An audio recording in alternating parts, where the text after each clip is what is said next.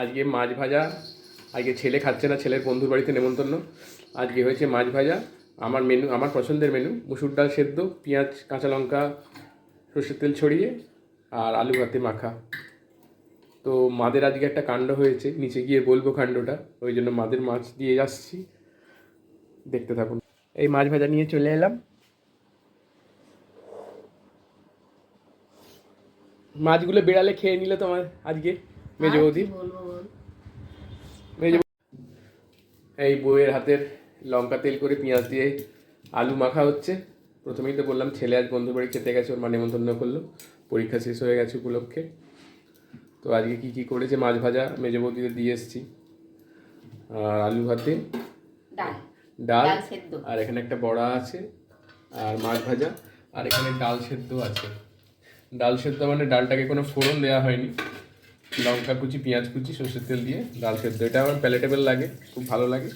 আর সাদা ভাত as usual, একটা পেঁয়াজ দিয়েছে, পেঁয়াজ আর একটু কাঁচা লঙ্কা।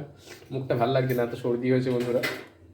ঠিক আছে, দেখতে থাকো, সঙ্গে থাকো। খাবার টেবিলে আবার দেখা হচ্ছে, দুজনে খাবো আজকে, একা একা। চলে এলাম খাবার টেবিলে। এখানে বলেই দিলাম আলু ভাতে মাখা, একটা পেঁয়াজ নিয়েছি, পেঁয়াজটা আমার খুব ভালো লাগে। আর এখানে একটা বড়া করেছে, কী দিয়ে করেছে কে জানে। আর একটা মাছ টাইপের এনেছিলাম ছোটো, মানে জ্যান্ত মাছ ছোটো, তো পিসটা ওই জন্য ছোটোই হয়েছে। তো এখন মুখে কিছু ভাল লাগছে না, সর্দি হয়েছে, ওই জন্য বললাম বেশি করে লঙ্কা দিয়ে মাখো, লঙ্কা আর পেঁয়াজ দিয়ে। এবার ডালটা আসবে, খেতে শুরু করবো। যে বৌদি এসে গেল, ডালটা দিলে একটু খাওয়াটা শুরু করবো।